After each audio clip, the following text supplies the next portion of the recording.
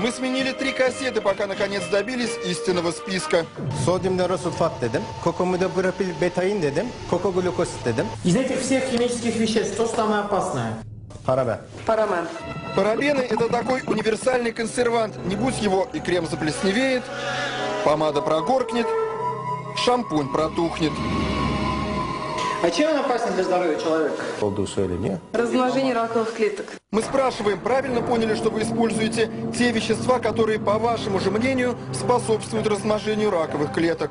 Alternatifi yok. Я согласна с вами, но у нас нет другого выхода.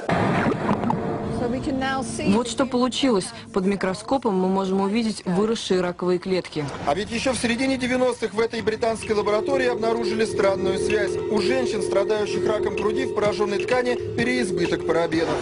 Парабены используют очень много и во всех косметических и моющих средствах, особенно в тех, которые мы наносим в зону подмышек. Это как раз рядом с грудью, поэтому легко может развиться рак. Опасные парабены нашлись во время нашей проверки, причем в таких количествах, что руководитель лаборатории снова, мягко говоря, удивилась. Там столько антиокислителей, да, коими являются и консервантов, да, в данном случае парабенов. Напомню, это те самые парабены, которые распространяют раковые клетки. Количество этих парабенов никто не отслеживает. То есть, если вы ошиблись и продозировали там, и ошиблись я немножко в кавычках, да, несколько больше, а соблазн велик, потому что срок годности достаточно большой. Да, чем больше положено, да, тем больше да, да, срок да. годности.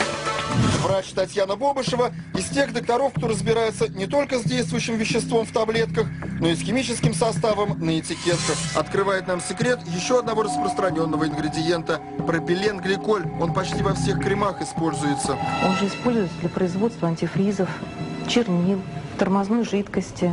Почитаем аннотацию на те средства, на тормозную жидкость, на антифриз. Что там написано? При попадании на кожу что надо сделать? Обильно смыть водой. Вроде одно вещество, но на тормозной жидкости написано «обильно промыть», а на креме